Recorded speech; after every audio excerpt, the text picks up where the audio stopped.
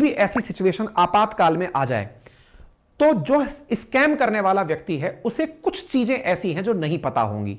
एक तो आप अपने लिए सिक्योरिटी क्वेश्चन रख सकते हैं। यह मैं आपको इसलिए बता रहा हूं क्योंकि मैं आपको भी एज ए परिवार के मेंबर की तरह ट्रीट करता हूं। अगर गलती से कभी कोई स्कैम की आपको थोड़ी भी हल्की सी सुगबुगाहट लगे कि सामने वाला व्यक्ति बनके तो मेरा अपना बोल रहा है लेकिन इससे सच्चाई जाननी है, तो उससे तत्काल प्रभाव से आप कोई सवाल पूछ लीजिए। मान लीजिए कि आपके सामने फोन आता है आप ही के बच्चे का कि पिताजी मैं बोल रहा हूं मेरा एक्सीडेंट हो गया है। बोले बेटा एक बात बताओ, बचपन में दिवाली के समय पर तुमको हम कहीं लेकर गए थे क्या?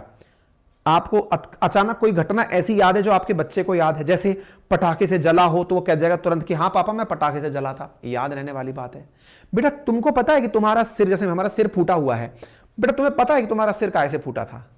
अब स्कैमर को यह बात नहीं पता होगी लेकिन मुझे तो पता है ना, खुद का फुड़वाया हुआ है मैंने, तो मुझे पता है तो मैं जवाब दे पाऊंगा। इसका मतलब समझिए, कुछ सिक्योरिटी क्वेश्चंस रख दीजिए अपने बच्चों के बीच में। बच्चों के बीच में जैसे आपसे पूछा जा सकता है कि बेटा ये बताइए कि अपने जो पेट है उसका नाम क्या है? एक बात बताओ बेटा, अपना जो पालतू कुत्ता है उसका नाम क्या है? बेटा ये बताओ अपना जो पहला सिम कार्ड था मोबाइल का उसका कंपनी कौन सी थी? कुछ इस प्रकार के क्वेश्चंस आप पूछ लीजिए अगर ऑडियो के माध्यम से कोई चीज आ रही है।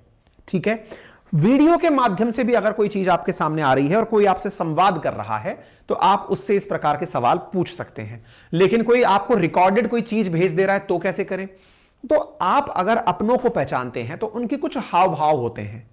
कुछ हाव भाव सबके फिक्स होते हैं। जैसे मेरा चेहरा हिलना जरूरी है, मैं बिना हाथ हिलाए बात ही नहीं कर सकता। मैं इंटरव्यू पैनल में जब बैठा हुआ था आरएएस एग्जामिनेशन का, जब इंटरव्यू था मेरा हाथ वहां भी हिल रहा था। मुझे इंटरव्यूअर ने कहा आप हाथ बहुत हिलाते हैं। हमने कहा मास्टर हैं साहब। तो कहने का मतलब क्या, कुछ हाव भाव हैं जो आपके मतलब आपकी बॉडी जेस्चर का हिस्सा हो चुके हैं, है ना?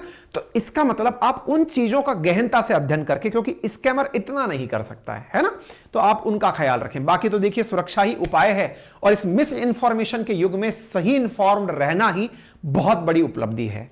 तो ये मेरी आपके लिए बहुत बड़ी नसीहत है। आपको अगर सही लगे तो अपने साथियों के साथ भी इसे साझा करें, अपने घर परिवार वालों के साथ बैठकर इस वीडियो को ज्यादा से ज्यादा साझा करें, क्योंकि ये अपने आप में एक बड़ी लर्निंग है साथियों।